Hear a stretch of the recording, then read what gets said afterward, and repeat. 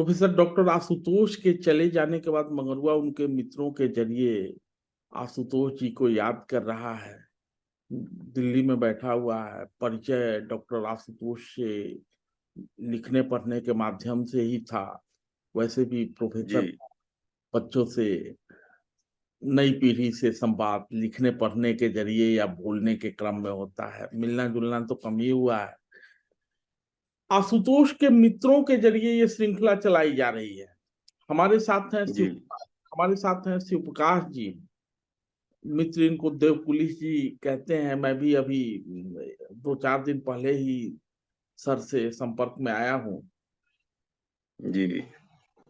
प्रकाश देवकुलिश नाम से मैं लिखता हूँ। जी ऑफिशियल नेम श्री प्रकाश है, तो अभी अब साहित्यिक जगत में प्रकाश देवकुलिश नाम से ही मित्र जान रहे हैं। जी जी जी जी ऑफिशियल नेम मेरा श्री प्रकाश जी है। जी जी। रांची से जी बात कहें। कर रहे हैं सर आप? जी हाँ, मैं रांची में हूँ। स्वाभाविक है, जैसे मंगरुआ दुखी है, आप भी दुखी होंगे। बिल्कुल आशुतोष जी के साथ आपका बिल्कुल जुड़ाव बिल्कुल। कब से, ये जुड़ाव कब से शुरू हुआ था आप लोगों का सर? मेरा जुड़ाव, ऐसे तो मैं भागलपुर का हूँ, तो मुलाकात तो उनसे भागलपुर की ही थी। लेकिन जो उनसे जुड़ाव हुआ वो मेरे आकाशवाणी कोलकाता में जो कार्यकाल रहा, लगभग 97 से 2003 या 2004 तक। जी सर। तो कोलकाता में जब मैं आकाशवाणी में पोस्टेड था, उस बीच ज्यादा मुलाकात हुई। भागलपुर में 2-3 मुलाकात थी। कुछ सांस्कृतिक गतिविधि जो वहां पर लल्लन थे, प्रवीर थे, माध्यम संस्था थी, उसमें योगेंद्र वगैरह भी थे। तो सांस्कृतिक कार्यक्रमों में वहां भी भागीदारी थी मेरी। मैं वहां भी भागलपुर आकाशवाणी में पहले पोस्टेड था, तो वहां से मुलाकात थी। हम लोग के यहाँ भागलपुर में एक सुधाकर भैया थे, सुधाकर भैया और कांता भाभी, कांता सुधाकर। दोनों पति पत्नी बड़े ही साहित्यिक मिजाज के थे, बड़े ही सज्जन। बाद में वो लोग देवघर हुए, मधुपुर चले आए। तो वहां भी 1-2 बार आशुतोष से मेरी मुलाकात हुई थी, और माध्यम की गतिविधियों के बीच में भेंट होती थी। लेकिन जब मैं कलकत्ता आया तो मुलाकात का सिलसिला बढ़ा, और वहाँ साहित्यिक कार्यक्रम में देखता था कलकत्ता में हिंदी का। तो मृत्युंजय श्रीवास्तव जो हैं, उनसे भी मेरा पहले का परिचय था, और हम लोगों का ऑफिस भी 3-4 किलोमीटर के अंतर पर था, मेरा और मृत्युंजय का। और आशुतोष जी अपना, उनका तो सुबह का कॉलेज होता था, तो सुबह का कॉलेज करके वो प्रायः मृत्युंजय के ऑफिस में रहते थे। और वहां मैं भी, भागलपुर का संपर्क तो था ही बना हुआ पहले का, वहां हम लोग की अक्सर मुलाकात होती थी। बात विचार, मिलना जुलना, और आकाशवाणी के कार्यक्रमों में भी मैं उनसे कुछ कार्यक्रम करवाता था। इस तरह से मुलाकात होने लगी, पारिवारिक आना जाना भी रहा। उनका परिवार भी मेरे यहाँ आया, हम लोग भी उनके यहाँ गए। दोनों बच्चे छोटे छोटे थे। यही मुलाकात का सिलसिला वहाँ हम लोग का चला। साहित्यिक गतिविधियों में भी हम लोग कई जगह मिले। इस तरह से वो कोलकाता प्रवास ही जो है, कोलकाता का जो समय रहा, उसने ज्यादा नजदीक हम लोगों को लाया था। ये बात थी। किस तरह की संवाद होती थी सर आप लोगों के बीच? एक साहित्यकार, कभी तो साहित्यकार के रूप में, हाँ प्रोफेसर के रूप में, एक कवि के रूप में, हिंदी जगत के आदमी के रूप में, क्योंकि आप लोग दोनों लोग हिंदी जगत से ही जुड़े हुए थे। क्रांतिकार। हाँ। तो बातचीत क्या होती थी, वो जनरली जब तीनों बैठते थे ना, मृत्युंजय, हम और आशुतोष, ज्यादातर बैठ के हम लोग तीनों की ज्यादा हुई। जी आशुतोष से अलग से कम बैठक हुई। जैसे मैंने आकाशवाणी में कोई कार्यक्रम में बुलाया, तब आशुतोष आए, किसी विषय पर, साहित्यिक विषय पर कुछ उनसे आलेख लेना रहा, उनकी रिकॉर्डिंग करनी रही, तब वो आए। नहीं तो मृत्युंजय के साथ हम लोग बैठते थे, तो मृत्युंजय उस समय एक पत्रिका भी निकालते थे अपने ऑफिस से, संगति नाम की एक पत्रिका निकालते थे। उस पत्रिका के स्वरूप पर भी हम लोगों के बीच आपस में चर्चा होती थी और किसी साहित्यिक गतिविधियों पर चर्चा होती थी। मृत्युंजय के मृत्युंजय की बहनोई का एक प्रकाशन अभी तक है, वैसे मानव प्रकाशन, उसका बड़ा बाजार में ऑफिस था। तो वहां भी कोई मान लीजिए बाहर से कोई कवि आए, कोई चिंतक आए, तो वहां भी मृत्युंजय ऑर्गेनाइज करते थे। वहां हम लोगों की मुलाकात होती थी, विचार विनिमय होता था। एक बार हम लोगों ने मिलकर नाट्य उत्सव किया था। मुख्य रूप से उसमें मृत्युंजय ही थे, आशुतोष थे, मैं भी शामिल था क्योंकि मैं रंगकर्म से भी जुड़ा हुआ रहा था। भागलपुर में भी मेरी रंगकर्म की गतिविधि थी। तो वहां भी, कलकत्ता में भी फिर हम लोगों ने एक नाट्योत्सव हावड़ा में आयोजित किया था। उस समय भी हम लोगों की मुलाकात रही, उन आयोजनों में मुलाकात रही। उस आयोजन में रांची से डॉक्टर सिद्धनाथ कुमार को, भागलपुर से राधा बाबू सर को, डॉक्टर राधा कृष्ण सहाय, इनको हम लोगों ने बुलवाया था। हमारे घर पर भी ये लोग आए थे, मुलाकात हुई थी। तो इस तरह की ही गतिविधि आशुतोष जी के साथ रहती थी। हाँ, कभी मित्रवत बैठ गए, गपशप भी हुआ, हंसी मजाक भी हुआ, ये सब भी होता था। ऐसे ही गतिविधि चलती थी। बाद में जब मैं रांची आ गया तो उनका छोटा भाई शेखर जो है वो रांची में ही है, जो कि कलाकार है। और यहाँ पर वो एक एनजीओ है संवाद, जी जी जिसका कि मधुपुर में मुख्यालय है और घनश्याम जी जिसके प्रमुख हैं वो देखते हैं। तो उसका रांची जो जो उसकी रांची में जो शाखा है या रांची का जितना कार्यकाल है, सब शेखर देखता है। तो यहाँ भी जब रांची आशुतोष आते थे, शेखर के यहाँ रहते थे, तब भी हम लोगों की मुलाकात होती थी। यही यही सब सिलसिला था, चलता था। और फिर जब मैं सबलोग से जुड़ा संयुक्त संपादक के रूप में, सबलोग जिसके संपादक कृष्ण कालजयी हैं, उससे मैं जुड़ा, तो फिर अपने मित्रों से आलेख लेना, मिलना, विचार विनिमय करना, तो इसमें भी आशुतोष जी से संपर्क रहता था। हम लोग उनसे कभी कभी कुछ लिखवाने की कोशिश भी करते थे। यही जी संपर्क, यही था संपर्क का स्वरूप। जी सर। मधुपुर गैंग, उसको मैं मधुपुर गैंग कहता हूँ, क्योंकि इन लोगों के सपने में ना ये जो पूरा ग्रुप है ना, आशुतोष का, योगेंद्र का, रविशंकर जी का, घनश्याम जी का और किशन कालजाई का, ये इन सब लोगों के ना हम्म सपनों में मधुपुर, मतलब ये जो छात्र जीवन का जो मधुपुर, जवानी के दिनों का जो मधुपुर होगा ना, वो आज भी कहीं हम्म ना कहीं गहरा पैठ रखता है। तो मधुपुर गैंग से हम्म बाद में बात करेंगे। घनश्याम जी अभी थोड़ा व्यस्त हैं, थोड़ा पारिवारिक हम्म के यहाँ कार्यक्रम है। उसके बाद घनश्याम हम्म के बहाने मधुपुर को टटोलेंगे और मधुपुर में इनकी गतिविधियों को भी समझने का प्रयास करेंगे। हम्म सूचना कहाँ से मिली हम्म। इसको? मुझे जी सूचना ऐसा हुआ कि मैं भागलपुर 8 तारीख की सुबह पहुंचा था किशन कालजई के यहाँ। कुछ हम लोगों को काम करना था, जी यही पत्रिका को लेकर के। तो मैं 2 दिन के लिए भागलपुर गया था। किशन कालजई के घर पर ही, मैं, किशन कालजई भी उसमें अकेले थे, तो उन्हीं के यहाँ मैं था। और वहीं जो है करीब मैं जब पहुंचा, चाय वाय पीने के बाद किशन ने बताया कि कलकत्ता से एक बुरी सूचना है। तो उस समय ऐसी भयावह सूचना या भयावह स्थिति है ऐसा आभास नहीं लगा था। बल्कि उस समय तो बिल्कुल सही सही पता भी नहीं था कि वो आग कैसे लगी है। शुरू में तो ये था अंदाज की शॉर्ट सर्किट हो गया है और उससे आग लग गई है। फिर ग्रेजुअली एक एक घंटे, डेढ़ डेढ़ घंटे के बाद समाचार छन छन कर आता रहा और धीरे धीरे जो है स्थिति वो भयावह होती गई, कारुणिक होता गया सब मामला। ये है। दो साहित्यिक जगत के लोग लगभग लगभग हम उम्र, हम्म आकाशवाणी से जुड़े रहे हैं सर, पत्रिकाओं में, पत्रिकाओं का भी अपने संपादन करने करने की कोशिश की है, कर भी रहे हैं।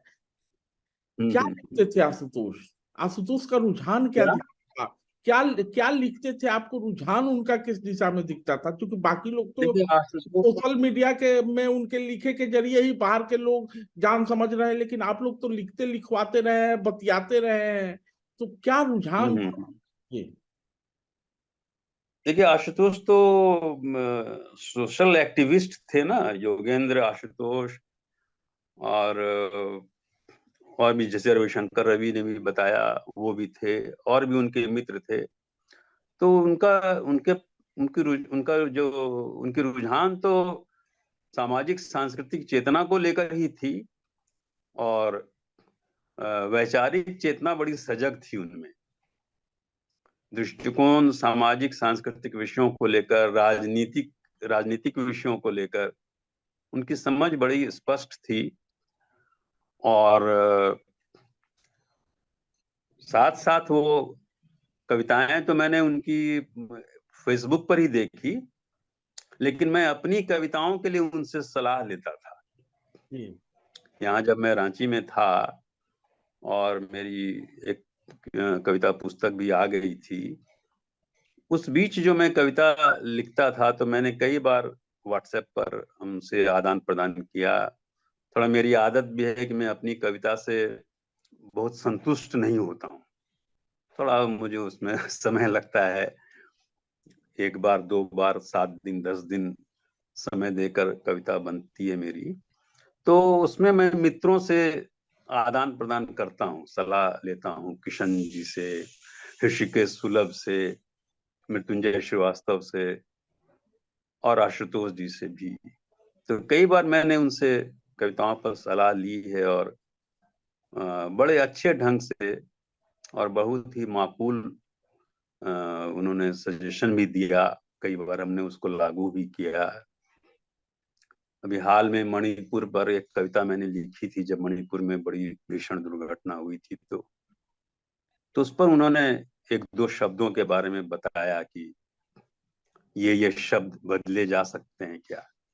जी तो जब उन्होंने पॉइंट आउट किया तो सचमुच में लगा कि जो मेरी शब्दावली, जो कविता में चल रही है, जो भाव चल रहा है, उसमें कुछ ऐसे ऐसे शब्द हैं, ये ज्यादा तत्सम हो गए हैं। तो उनके पॉइंट आउट करने से मुझे लगा, और मैंने उसको बदला। कुछ कविताएं मेरी उनको बड़ी पसंद भी आई थी। जैसे सर कुछ अभी जब वो बताना चाहें तो बाकी लोग भी सुने आपकी कविता जो आशुतोष को पसंद थी।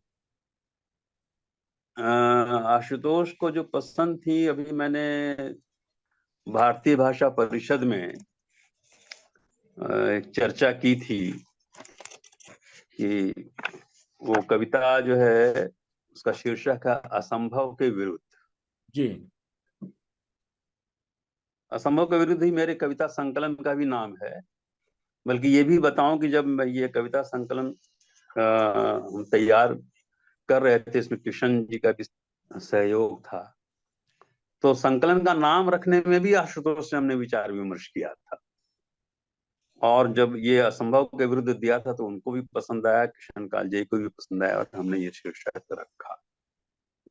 तो इस कविता की चर्चा मैंने वहां अभी भारतीय भाषा परिषद में की थी, इसलिए कि इसमें कुछ चीजें ऐसी हैं जो अभी की स्थितियों में ये कविता मुझे बार बार उधर ले जा रही थी। कुछ पंक्तियां आपने कहा देख पढ़ने के लिए ना, जी तो ये कविता है असंभव के विरुद्ध, शीर्षक है इसका। चींटी जब 18वीं बार में चढ़ गई थी दीवार पर, उसे नहीं पता इस बार क्या हुआ जो ये हो गया। क्या बात। जी जब 18वीं बार में चढ़ गई थी दीवार पर, उसे नहीं पता बार क्या हुआ जो ये हो गया। हवा बह गई थी अनुकूल, उसे नहीं पता ऐसा कभी नहीं होता कि कभी न कभी अनुकूल हवा ना बहे।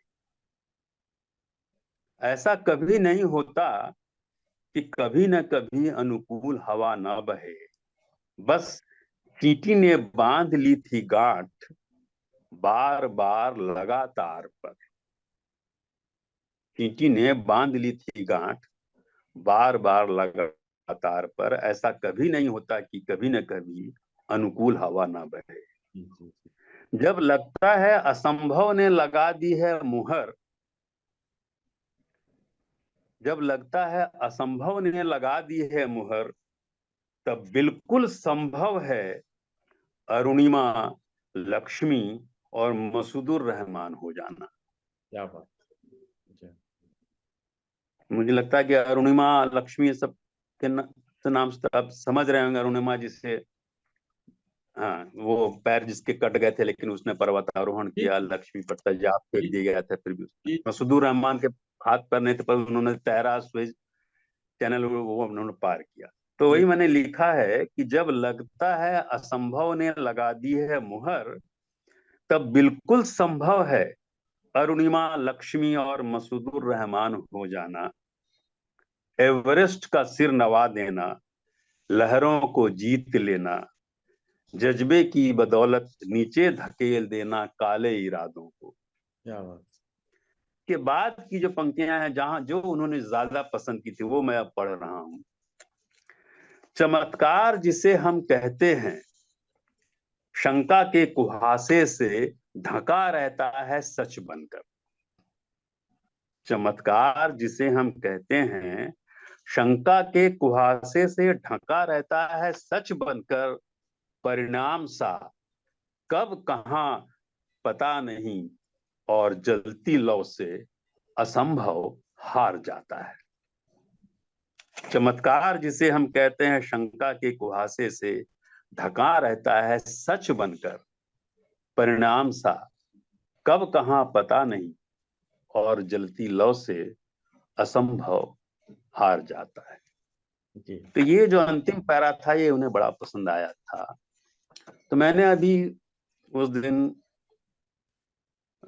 भारतीय भाषा परिषद में चर्चा इसीलिए की इसकी, किसी चमत्कार की हम बार बार चर्चा में इस दुर्घटना में करता रहा। जी, मैं भी वही कहने जा रहा था कि आशुतोष के बेटे के आग में झुलस जाने की जब खबर आई और मित्रों ने कहा कि आशुतोष जी भी जल गए हैं और इतना % बर्न है, तो मेरे डॉक्टर, एम्स के डॉक्टर मित्रों ने मैसेंजर में मुझे कहा कि संतोष जी, बचने की संभावना आशुतोष की कम है।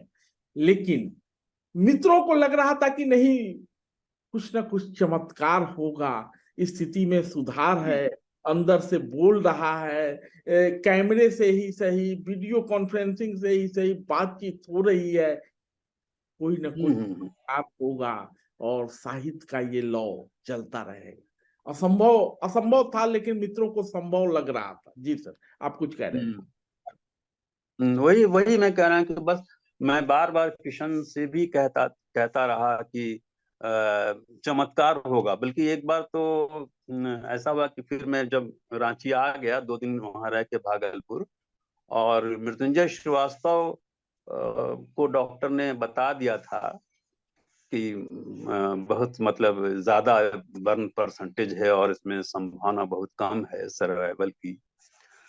तो वो खबर भी थी, लेकिन बीच में जो 1-2 बार उन्होंने रिस्पॉन्ड किया, वीडियो रिकॉर्डिंग पर कुछ कहने की चेष्टा की। ये खबर जब आई, योगेंद्र भी ने उन्होंने भी पोस्ट किया कि भाई सब कुछ ठीक है। बीच में खबर हो गई थी कि किडनी फेल हो गया है, डायलिसिस पर है, वो सब भी गलत था। नॉर्मल सिस्टम चल रहा है, यूरिनरी सिस्टम। तो एक उम्मीद जब बन रही थी, तो किशन से मेरी बातचीत हुई जब मैं रांची आ गया था फिर फोन पर। उसके बाद फिर हम लोग कलकत्ता बाद में गए। तो मैंने कहा कि ठीक है, डॉक्टर कह रहे हैं, लेकिन मेरे केस में यदि चमत्कार हो रहा है तो हम क्यों नहीं माने कि चमत्कार है। हमारे केस में चमत्कार हो रहा है, हम चमत्कार की तरफ जाएंगे, चमत्कार की। लेकिन यही था कि असंभव चमत्कार के नहीं कुछ हुआ। संभावनाएं दिख रही थी मित्रों को, दिख रही थी मित्रों को। मैं भी बहुत ज्यादा, बल्कि मृत्युंजय जब कभी कभी फोन कर रहे थे कि हाँ आप आ रहे हैं चल रहे हैं, तो फिर हम लोग 2 सेकंड 1 मिनट के लिए चुप रह जाते थे फोन पर। और मैं पूछता कुछ नहीं था कि कैसी हालत है, क्योंकि मैं सिर्फ यही सोच रहा था कि बस मैं सिर्फ पॉजिटिव देख रहा हूँ, पॉजिटिव सोच रहा हूँ। मैं नहीं सुनना चाहता हूँ कि हाँ आज भी ठीक नहीं है या कुछ गड़बड़ ज्यादा बढ़ रहा है। मैं कुछ पूछता नहीं था, बस मैं आ रहा हूँ। ये सर उम्मीद तो तो ये मनस्थिति। उम्मीद तो हम लोगों को भी थी कि परेशानी होगी आगे के जीवन में आशुतोष के, लेकिन चले जाएंगे इसका एहसास हम लोगों को भी नहीं था कि बर्न है, जी ठीक हो जाएंगे, रहेंगे वो, आगे रचेंगे नहीं रचेंगे वो सब तो बात की बात होती है। सब शरीर ठीक रहेगा तो रचेंगे, लेकिन चले जाएंगे इसका एहसास हम लोगों को भी नहीं था सर। जी जी और जी। न ही किसी मित्र को रही होगी।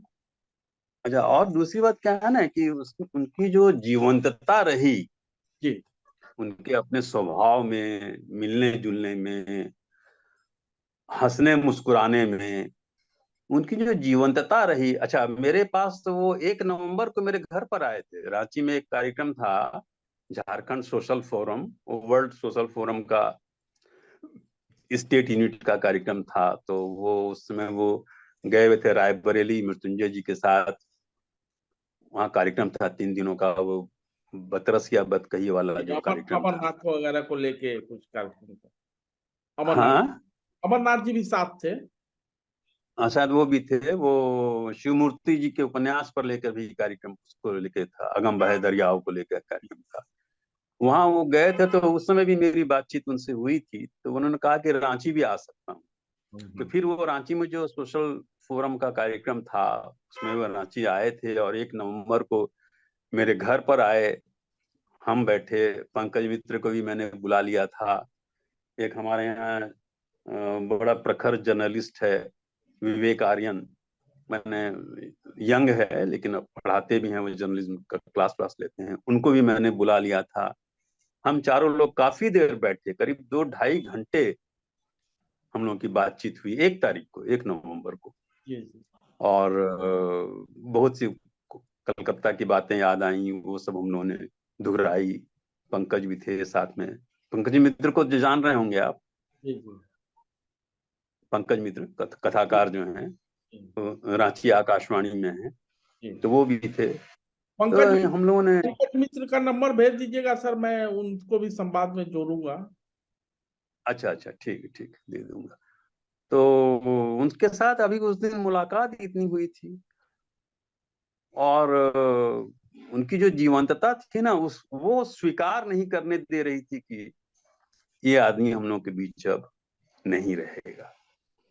जिस ढंग से वो हम लोगों से घुलते मिलते रहे, उनके अंदर जो मन, एक एक उत्साह तो था ही अंदर में। अंदर चाहे जो भी रहता हो, विचारों का के कई समीकरण उनके अंदर बनते थे, ये तो बात समझ में आती थी। लेकिन फिर भी जहाँ मिलना जुलना है, योगेंद्र जी ने जो कार्यक्रम करवाया था भागलपुर विश्वविद्यालय में हिंदी विभाग में, उसमें भी हम लोग शामिल थे। उसमें भी आशुतोष थे। 2 दिन वहां भी साथ रहने का मौका उस समय भी मिला। तो इनका हंसना और विचारों से इतना समृद्ध रहते हुए, नॉलेज इतना रहते हुए, कहीं कभी ये नहीं महसूस होता था कि इस आदमी को उन चीजों का कोई अहम है। सरलता जो है वो उनसे टपकती थी, और यही वजह है कि उनके अंदर एक आकर्षण था। अभी मैं कोलकाता के दिनों को याद करता हूँ कि हम लोग बार बार मिलते थे, और क्यों अच्छा लगता था कि चलो भाई आशुतोष और हैं और मृत्युंजय हैं, तो लगता था कि कुछ एक अपरिभाषित जैसी चीज उनके साथ जुड़ी हुई थी, जो आकर्षित करती थी लोगों को। ये यही होगी उनकी सरलता, उनके हृदय में की अच्छाई, कि हर व्यक्ति का मान देना, असहमति में भी कैसे अपने को अभिव्यक्त करना, जी जिनसे असहमति है उनसे भी कैसे मिल के रहना, ये सारी चीजें उनमें थी। इन चीजों ने ऐसा बना दिया कि उनका जाना स्वीकार्य न हुआ, न हो रहा है।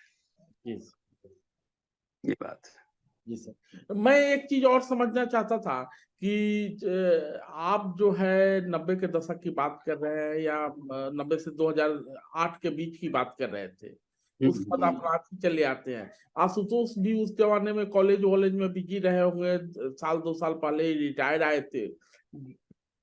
दोनों के बीच कुछ फर्क दिखता था क्या सर? एक युवा माने अभी नई ऊर्जा के साथ कॉलेज में पढ़ाने जा रहे हैं, आपसे मिल रहे हैं, मित्रों से मिल रहे हैं, और रिटायरमेंट के बाद क्या स्थिति? मुझे बहुत ज्यादा अंतर नहीं दिखा। उन्होंने रिटायरमेंट को एक तरह से सहजता से ही इस तरह से लिया कि उसके बाद उनका बाहर निकलना, घूमना वगैरह ज्यादा जुड़ गया, और उसमें उन्होंने रस लिया। जैसे बार बार दार्जिलिंग गए, दार्जिलिंग से उनके जो पोस्ट डालते थे, प्रकृति को महसूसना, प्रकृति को देखना, उसके बीच जीना, तो उनके अंदर जो संपर्क लोगों से और अपनापन जो लोगों से बना हुआ था, उसने मुझे लगता है कि अवकाश की वाली जिंदगी पर जो एक वैक्यूम बना होगा उसको उसने भर दिया, और उसमें कहीं कोई दिक्कत नहीं आई है। बल्कि हम लोगों को इस बात की खुशी हुई, और मित्रों ने भी चर्चा की है कि आशुतोष लिखते नहीं थे। लिखने के मामले में हम और किशन तो यही कहते थे कि भाई आलसी। हालांकि किशन जी ने उनसे लिखवाया संवेद, जो भुवनेश्वरनाथ रेणु पर जो संवेद विशेषांक आया था, उसमें अगिनखोर कहानी भुवनेश्वरनाथ रेणु की समीक्षा आशुतोष ने लिखी थी। वो समीक्षा हम लोगों ने डाली संवेद में। तो कभी कभी लिखना होता था, जबकि जब भी हम लोग आपस में, हम और किशन, सब लोग के आर्टिकल को लेके या इसको लेके चर्चा करने लगते थे, तो बार बार विचारता कि इस पर आशुतोष अच्छा लिखेंगे, अरे लेकिन वो लिखेंगे तब ना। ये बात हमेशा हमसे और किशन से होती थी। लेकिन अभी क्या हुआ, जब वो रिटायर हुए तो हम लोगों के अंदर बड़ी उम्मीद जग गई थी कि अब जो है आशुतोष से हम लोग लिखवाएंगे। बल्कि मेरे एक मित्र ने तो बताया था कि उन्होंने स्वयं चर्चा की थी कि भाई प्रकाश देवकुरिश की पुस्तक जो है असंभव के विरुद्ध, उस पर मुझे लिखना है। तो मैं अब कुछ दिनों में उन्हें रिमाइंड करता कि भाई आपने जो सोचा था कि मैं इस पर लिखूंगा, उसका क्या हुआ। तो ये जो है, ये बहुत बड़ी क्षति हुई, बहुत बड़ी क्षति हुई कि विचारों का एक संग्रह जो था हमारे पास, एक कोश जो था आशुतोष के रूप में, वो हमारा चला गया। और उस कोश का उपयोग अब अच्छे ढंग से होना था। क्योंकि हम लोग ने चर्चा भी हम लोग कहते हैं कि अब कहाँ जाएंगे वो भाग के, अब तो फुर्सत है, कहाँ जाएंगे। अच्छा, अब उनको भी जो मान लीजिए कि जो चीजें हटाती होंगी लिखने से, डिस्ट्रैक्ट करते होंगे, चलो भाई कॉलेज की व्यस्तता है, तो वो भी फ्री हो गए हैं, तो उनको भी तो कुछ चाहिए उस जगह को भरने के लिए, तो स्वाभाविक रूप से वो कुछ लिखेंगे। ये पूरा विश्वास मुझे भी था, और हम और किशन चर्चा करते थे उसमें भी था, मृत्युंजय जी से भी चर्चा होती थी। तो ये एक बहुत, मतलब क्या कहा जाए, जो चीज चला गया, और गया भी तो इस मतलब कि भयावह ढंग से, कि एक ही कि दो, उनका पुत्र पहले जाता है, उसी लड़के को जिसको कि बचपन में हम लोगों ने देखा, छोटे से बड़े होते देखा, वो 24 घंटे में चला जाता है, और फिर 4-5 दिनों के बाद ही चले आते हैं। मतलब ये तो एक ऐसी ऐसी दुर्घटना है, या लगता है कि मतलब समय ऐसी क्रूरता भी कर सकता है, ये लगता है। ये बात हुई तो इस तरह से भी आशुतोष का जाना एक सांस्कृतिक चिंतक जगत की बहुत बड़ी क्षति है। राजनीतिक चिंतन, सांस्कृतिक चिंतन, मुझे तो लगता था कि वो रहते हो तो हम लोग धीरे धीरे उनके विचारों पर एक किताब उनकी आ सकती थी। कविता तो वो लिखते थे, कविता मैंने उनकी फेसबुक वगैरह में ही देखी, फिर पिछले साल शायद नीलांबर के किसी कार्यक्रम में काव्य पाठ करते हुए भी उनको सुना। पहले मैंने उनकी कविता नहीं सुनी थी, हाँ, लेकिन ये जानता था कि उनकी समझ बड़ी गहरी है, तो अपनी कविताएं उनको भेजता था देखने के लिए, और सुझाव उनसे मैं लेता था, और बड़े अच्छे ढंग से वो मतलब रिस्पॉन्स करते थे। ये बात थी। तो अपने अपने हिस्से के आशुतोष को लोग अलग अलग नजरियों से देख रहे हैं, और जी जी। थोड़ा थोड़ा आशुतोष सब में बचा हुआ है। आशुतोष जी सब बिल्कुल बिल्कुल बिल्कुल। सदैव भले ही हमारे बीच उपस्थित ना रहे हो, मित्र मर्माहत हैं, लेकिन थोड़ा थोड़ा आशुतोष। कल रविशंकर जी ने एक पोस्ट भी लिखा था कि आशुतोष को इन इन खांचों में अलग अलग तरीकों से देखा जा सकता है, लेकिन खांचे में बंधने वाले आशुतोष थे नहीं। उनकी बुद्धि खांचे में, किसी खांचे में फिट नहीं बैठती थी। हर जगह अब थोड़ा थोड़ा दखल रखते थे। धन्यवाद सर। अब मैं, जी, कुछ कहना चाहते हाँ, हैं? नहीं, मैंने वही कहा कि मैंने अभी जो श्रद्धांजलि सभा हुई थी भारतीय भाषा परिषद में, जी तो वहां भी मैंने यही कहा कि जो समय ने ये क्रूरता की है हमारे साथ, या ये जो विध्वंस दिखाया है, उसका जवाब हम एक सृजनात्मकता से दे सकते हैं कि हम उसी आशुतोष को जी फिर गढ़ लें, कवि आशुतोष को, चिंतक आशुतोष को, मनुष्य आशुतोष को। ये हमने वहां की थी। मित्रों में भी विचार, इन तरह तरह की बातें आ रही हैं। यदि उनका कविता संकलन आ जाए, यदि उनके विचारों को लेके किसी तरह से कुछ रूप बन सके, फेसबुक वगैरह में जो उन्होंने डाला है, या स्मृतियों को लेके उनके तो मित्र कहें। मित्र अपने अपने तरीके से प्रयास कर रहे हैं। और जी अनीश जी से भी बात हो रही थी, तो कह रहे थे कि मेरे किसी फिल्म में आशुतोष नाम नहीं होगा, लेकिन मंगरुआ ही नाम होगा, लेकिन किसी न किसी रूप में आशुतोष दिखेगा। मित्र अलग तरीके से हम्म। प्रयास कर रहे हैं। कोई आशुतोष का संग्रह लाना चाहता है, कोई उनके कविताओं का संग्रह लाना चाहता है। तो ठीक है, तो एक दो बात और कह के और उनकी एक कविता पढ़ता हूँ। जी जी एक बात जो मैं आशुतोष के विषय में जो मैंने ये महसूस किया कि उनसे जुड़ने के लिए ये आवश्यक नहीं है कि उनके साथ किसी का लंबा एसोसिएशन। छोटी सी मुलाकात भी जिसकी हुई, वो भी उनसे उसी तरह प्रभावित हुआ। हमारे मित्र हैं ऋषिकेश सुलभ, जो बड़े कथाकार हैं, जी जी जानता हूँ। नाटककार हैं।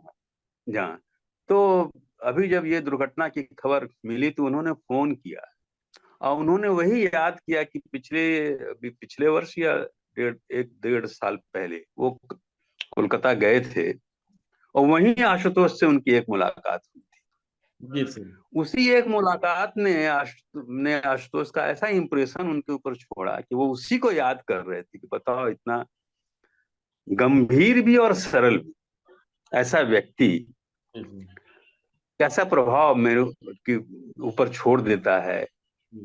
उस व्यक्ति के साथ ऐसी दुर्घटना बर्दाश्त नहीं किया जा रहा है। ऋषिकेश सुलभ का फोन आया था मुझे। जी जी फिर मेरे यहाँ जो मैंने चर्चा की कि विवेक आर्यन पत्रकार बैठे हुए थे, उनसे उनकी पहली मुलाकात। जी वो बोले कि सर, थोड़े ही देर में बात करके ऐसा लगा कि इस आदमी के साथ एक कितना अपनापन है। तो ये एक आशुतोष की बड़ी विशेषता थी, और इस यही वजह है कि इस दुर्घटना से दुखी होने वाला वर्ग बहुत बड़ा है, जी बहुत बड़ा वर्ग। तो आशुतोष की जो कविताएं फेसबुक पर ही मैंने देखी, उसी से उनकी कवित्व भाव का मुझे परिचय मिला। ज्यादा पहले मैंने उनकी कविताएं नहीं पढ़ी थी या देखी भी नहीं थी। तो एक कविता जो फेसबुक पर मुझे बड़ी अच्छी लगी, हाल ही में उन्होंने पोस्ट की थी, उसको मैं चाहता हूँ कि पढ़ दूं। जी सर। जी सर। कविता है, आशुतोष की कविता। भूल गया हूँ भाषा जिसमें तुम्हें कभी प्यार किया था। क्या बात। भूल गया हूँ भाषा जिसमें तुम्हें कभी प्यार किया था। ऐसी आंधी चली है मेरे देश में, ऐसी आंधी चली है मेरे देश में, कि सारे रास्ते मोहब्बत के, दोस्ती के, भाईचारे के या तो बंद हैं या चलने लायक नहीं रह गए हैं। हाँ। ऐसी आंधी चली है मेरे देश में कि सारे रास्ते मोहब्बत के, दोस्ती के, भाईचारे के या तो बंद हैं या चलने लायक नहीं रह गए हैं। भाषा मिल जाएगी, आशुतोष आगे लिखते हैं, भाषा मिल जाएगी, अभी इन रास्तों की मरम्मत कर लूं। जी भाषा मिल जाएगी, अभी इन रास्तों की मरम्मत कर लूं, थोड़ी प्रतीक्षा करो, इन्हीं रास्तों से चलकर मिलूंगा तुम्हें। वक्त लगेगा, लेकिन हम फिर मिलेंगे। हम मिले बगैर रह भी तो नहीं सकते। तो ये जो कविता है, ये व्यष्टि और समष्टि दोनों का ऐसा मिश्रण है इसमें। मतलब ये एक उदाहरण है कि कैसे कवि अपना दर्द रखते हुए भी अपने को उससे बाहर निकाल लेता है, और और समाज तब जो है और समाज की बेहतरी के लिए भी सोचता है। इसमें हमको आंदोलनकारी आशुतोष की नजर आ रही है कि कैसे विश्वविद्यालय से निकले हुए छात्र कुछ बेहतर करना चाह रहे थे। जानते थे कि रास्ता जो है, जानते थे कि बिल्कुल परेशानियां आएंगी, रास्ता उबरीली है, रास्ता जो है कंकर पत्थर सब मिलेंगे, लेकिन बेहतरी का भरोसा भी था। और बाद में जब सब कुछ बेहतर होगा तो संबंध भी बेहतर हो जाएंगे। यही कारण था कि आशुतोष मंच से चुभने वाली बात कहने से चुकते नहीं थे, भले सामने गुरुवर। नहीं थे। जी तो ये है, देखिए खासियत इसमें कि इसमें व्यक्ति भी है मौजूद, व्यक्ति का दर्द भी है, और वो व्यक्ति समाज का एक यूनिट है, ये भी समझ में आ रहा है। ये एक मैंने बड़ी कविता इसे मैं कहूंगा, ये आशुतोष की अच्छी कविता ये। जी। ठीक है, बात की आपने, कुछ संवेदना अभिव्यक्त करने का मौका मिला तो अच्छा लगा। धन्यवाद। एक सवाल और अब, जी बोलिए। Vidyasagar Vidyasagar college of women वाला आशुतोष कहीं आपसी बातचीत में दिखता था क्या, कि छात्र सुलभ हरकतें कुछ बना हुआ है एक साहित्यकार में, एक कवि में? नहीं नहीं, उसमें उनमें जो है ना, जो एक कहीं पर ऐसा कुछ नहीं था। वो एक शिक्षक ही थे। वो छात्र है कि छात्रा है, इससे कोई अंतर आशुतोष में दिखाई नहीं देता था। वो महिला कॉलेज के शिक्षक हैं, और या यदि वो क्या कहते हैं जेंट्स कॉलेज के शिक्षक रहते तो वही आशुतोष दिखते। वहां पर कोई उनमें अंतर नहीं था, या किसी से अपनापन भी जो बना उनका, उसमें ये भेद नहीं है कि भाई स्त्री है कि पुरुष। उनके स्वभाव में ही एक आकर्षण था। जिस तरह से उन्होंने छात्राओं को, अपनी कलीग को आकर्षित किया, वैसे ही उन्होंने पुरुष मित्रों को आकर्षित किया। मैंने तो पहले भी ये कहा ना कि सोचता हूं तो लगता है कि क्या था जो आशुतोष के साथ बैठने में अच्छा लगता था। तो ये तो उनके अंदर जैसे फूल में खुशबू भी रहती है और अपने पास आकर्षित करने की क्षमता भी रहती है, कांटे भी तो होते हैं। वैसा ही फूल थे आशुतोष। कांटा भी था सर, जो हैं? लगता था, कांटा भी था, लगता था कि आशुतोष कुछ चुभा दे रहे हैं समय समय पे। नहीं, मुझे तो ऐसा नहीं लगा कभी। ऐसा- आशुतोष के स्वभाव में ये नहीं था। उनके अपने अंदर जो कांटा रहता हो, जो कभी कभी अभिव्यक्त होता हो, अपने दुख दर्द गम, कविता जी के जाने के बाद उनकी कई बार अभिव्यक्ति आई जिसमें उनका अकेलापन, और उस अकेलेपन की बड़ी ही गंभीर अभिव्यक्ति उनकी कविताओं में कई जगह आई। वो भले रहा, लेकिन आशुतोष कहीं से किसी को चुभने वाले व्यक्ति नहीं है। मुझे तो नहीं लगता है कि किसी को ऐसा लगा हो।